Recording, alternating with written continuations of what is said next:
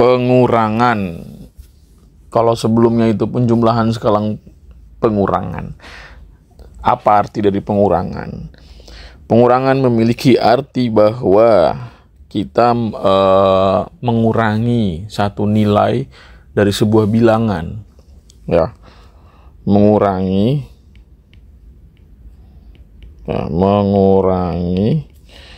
nilai suatu bilangan.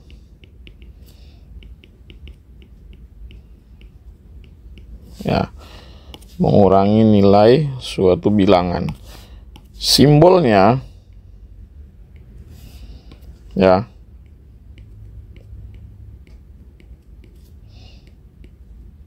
simbolnya adalah ya ini, pengurangan, minus. Kalau misalkan kita ambil dari bahasa Inggris itu minus, ya. Jadi kalau ada sebuah bilangan bulat dikurangi dengan bilangan bulat yang lain, maka jumlahnya akan berkurang. Nah, kemudian ya, output ataupun hasil dari pengurangannya, ya,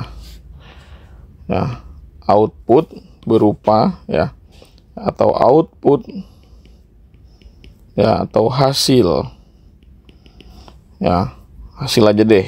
Karena kalau output harus ada input gitu ya. Nah, kita hasil dari pengurangan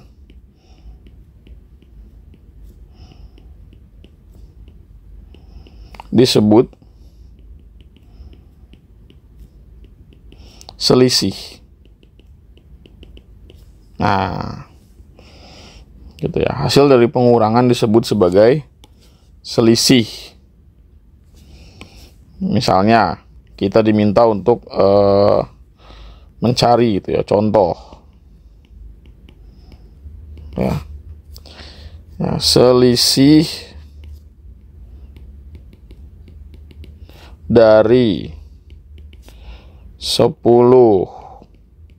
dan 5 adalah, nah ini waktu SD gitu ya, selisih dari 10 dan 5 adalah, ya berarti kita diminta untuk mengurangi 10 dengan 5 gitu. Kita diminta untuk mengurangi 10 dengan 5. Ya bisa kita hitung dengan jari, ya hitung mundur gitu. Dengan jari kita hitung mundur, kayak dulu waktu SD diajarin 10-nya di otak, 5-nya di tangan gitu kan. 10-nya di otak, 5-nya di tangan. Berapa? Ya udah, hitung mundur. Habis 10 berapa? 9, 8, 7, 6, 5. Itu hitung mundurnya ya. Jadi diselesaikan dengan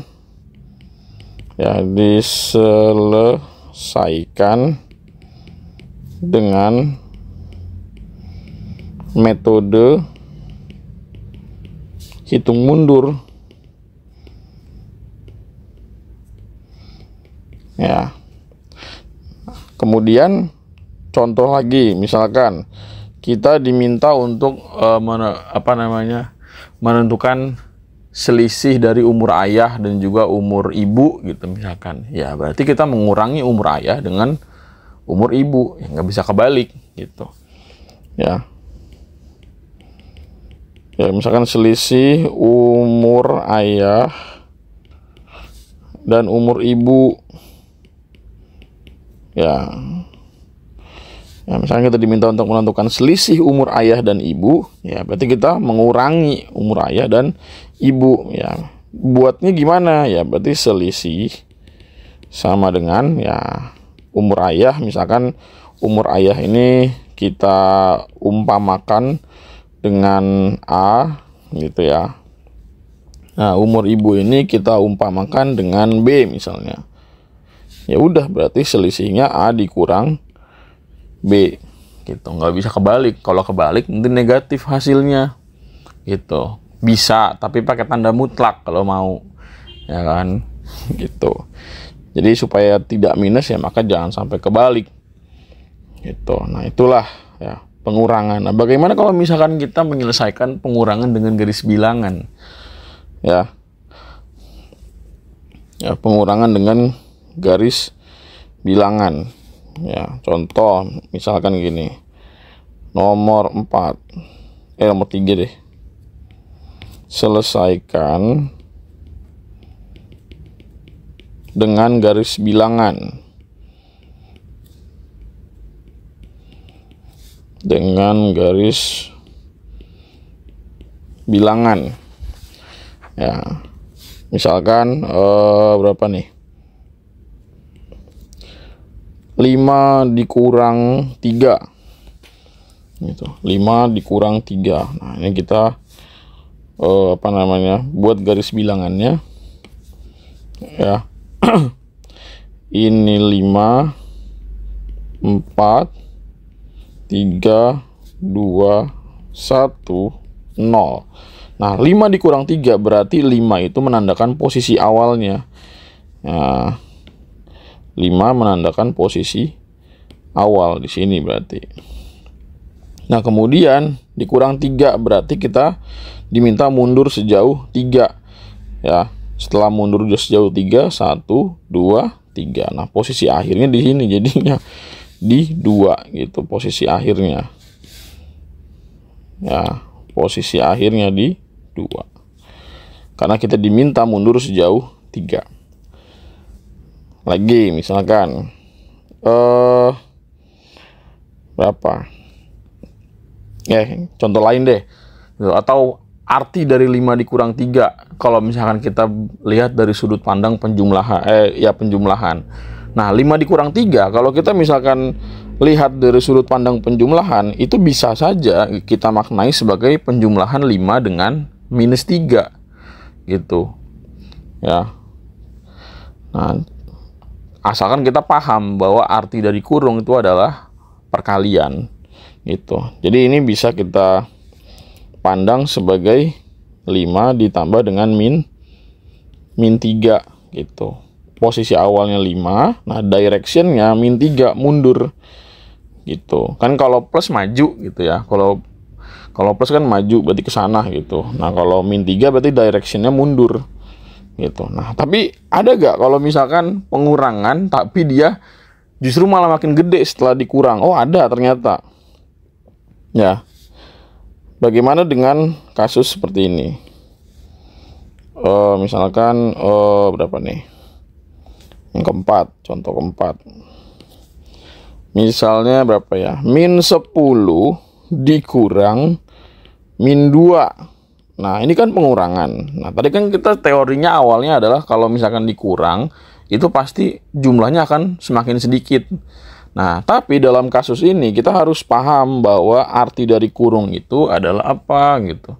Jadi arti dari kurung di sini berarti kita diminta untuk mengalihkan dulu yang di luar, entah itu tanda ataupun bilangan, dengan yang di dalam kurung gitu. Berarti min 10. Nah, ini kan min ya dikali dengan min. Ini min 1, di depannya itu ada 1. Jadi min 1 dikali min 2 berapa? Ya plus 2 gitu. Ya, min 10 tambah plus 2 berapa? Ya berarti min 8 gitu. Kalau kita buat garis bilangan ya, min 10, min 9, min 8, min 7 gitu. Nah, ini ya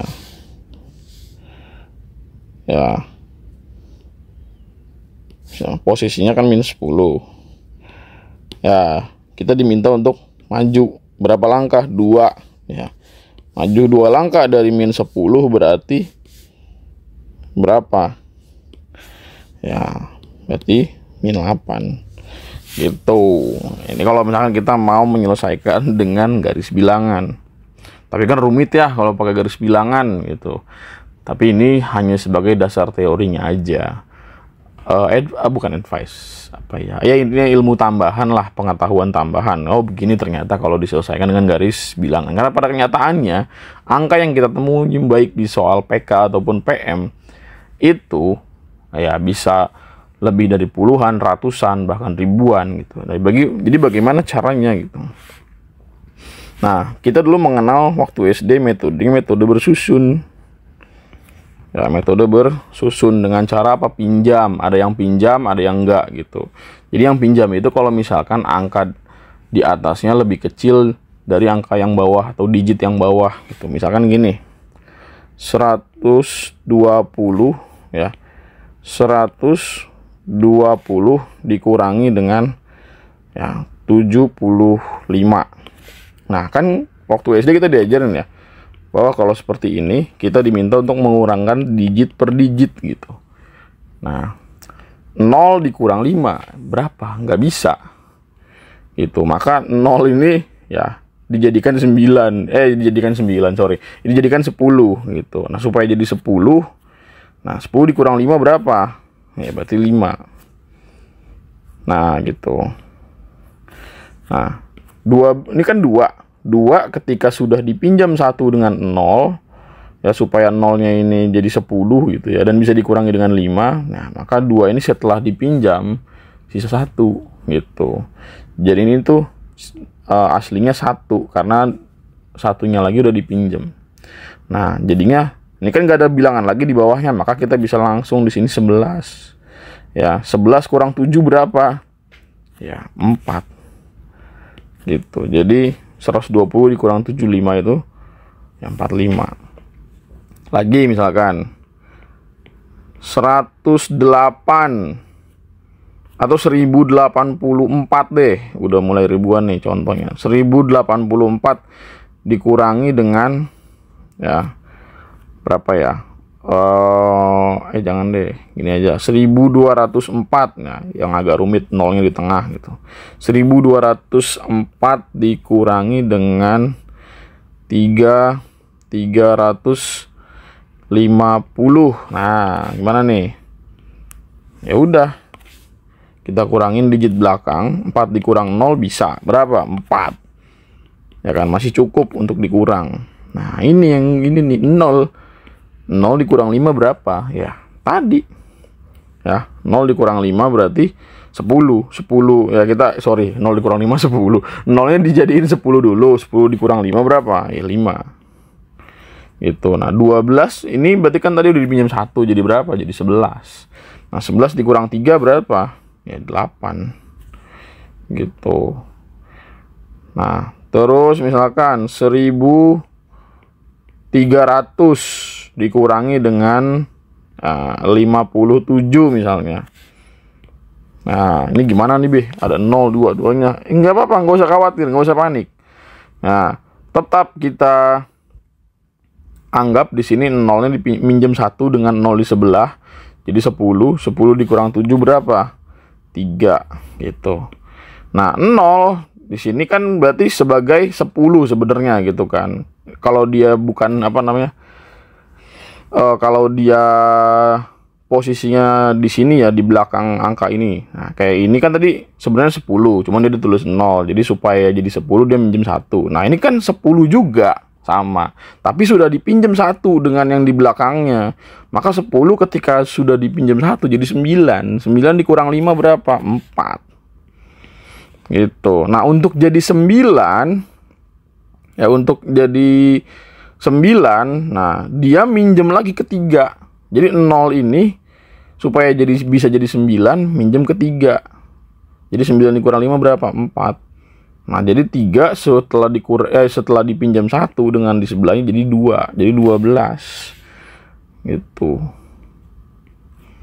Itu jadi 1 2 4 3 ya kan. 7 tambah 3 10. 1 tambah 5 6 6 tambah 4 10. 1 tambah 12 13. 1300. Bener kayak gitu ya. Cuman gini, teknik ataupun algoritma itu kan berarti kayak cara mengerjakan gitu ya. Cara mengerjakan pinjam meminjam ini sebenarnya gue belum tahu asal usulnya itu dari mana gitu, atau siapa yang pertama kali mencetus metode pinjam meminjam ini gitu. Oke, itu dia tentang pengurangan. Next nanti ada perkalian dan pembagian. Semoga bisa dipahami.